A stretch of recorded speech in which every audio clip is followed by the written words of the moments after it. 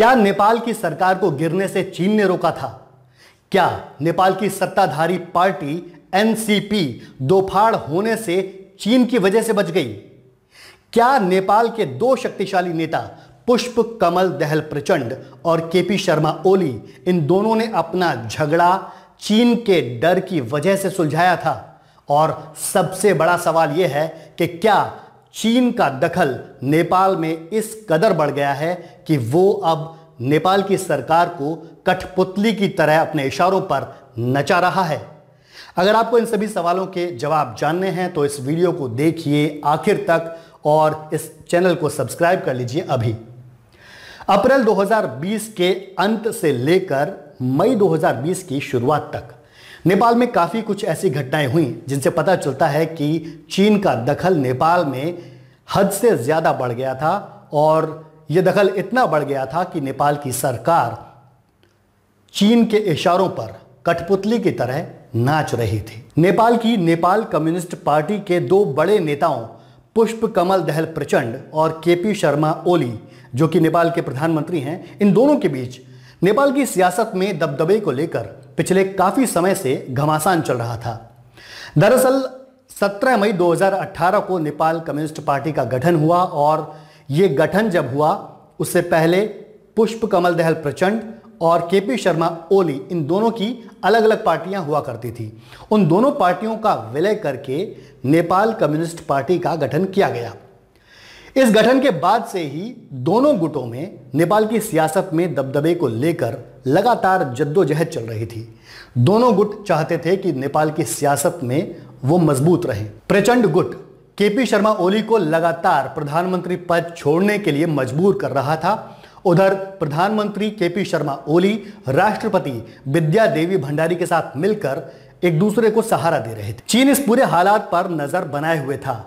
वो नेपाल में किसी भी सूरत में राजनीतिक अस्थिरता नहीं चाहता था। चीन नहीं चाहता था कि भारत के पड़ोसी देश नेपाल में कम्युनिस्ट शासन किसी भी तरह खतरे में पड़े। ऐसे में जब पूरी दुनिया के देश कोरोना वायरस को लेकर चीन पर सवाल उठा रहे हैं और उसे संदेह की दृष्टि से देख रहे हैं, चीन नहीं चाहता था कि दुनिया के एक और देश से कम्युनिस्ट शासन खत्म हो। आपको बता दें कि नेपाल कम्युनिस्ट पार्टी दक्षिण एशिया की सबसे बड़ी कम्युनिस्ट पार्टी है और एशिया की तीसरी सबसे बड़ी कम्युनिस्ट पार्टी है। चीन की कोशिश थी कि किसी भी तरह से नेपाल कम्युनिस्ट पार्टी को टूटने से बचाया जाए और केपी शर्मा ओली की सरकार को गिरने से रोका जाए।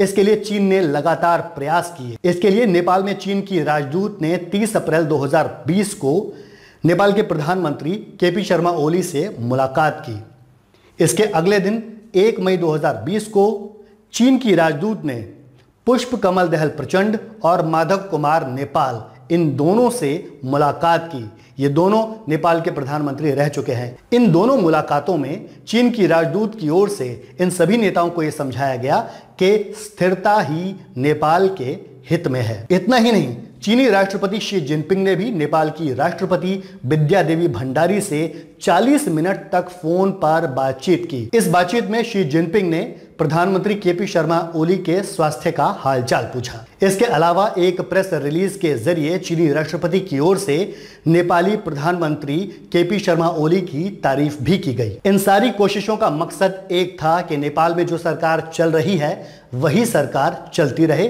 नेपाल सरकार के मुखिया में किसी भी तरह का कोई बदलाव ना हो। दरअसल चीन नेपाल में कई बड़ी निवेश योजनाओं पर काम कर रहा है। बेल्ट एंड रोड इनिशिएटिव उन्हीं योजनाओं में से एक है। चीन नहीं चाहता कि सरकार में किसी बदलाव की वजह से उसकी निवेश योजनाओं पर कोई असर पड़े। चीन की चिंता यह थी कि अगर कोई और प्रधानमंत्री नेपाल में आ जाता है तो हो सकता है कि वो चीन की निवेश योजनाओं को प्रभावित करे और अगर कोई प्रो इंडियन प्रधानमंत्री नेपाल में अपनी जगह बना लेता है या सत्तासीन हो जाता है तो चीन के लिए मुश्किलें खड़ी हो सकती हैं। इन्हीं सब वजहों से चीन ने नेपाल के अंदरूनी मामलों में इतना दखल दिया और नेपाल की जो सबसे बड़ी और मजबूत पार्टी है उसको और उसकी सरकार को, उस देश की सरकार को भी प्रभावित करने की कोशिश की, या फिर यह कहें कि अपने इशारों पर पूरी तरह से नचाने में वो कामयाब रहा।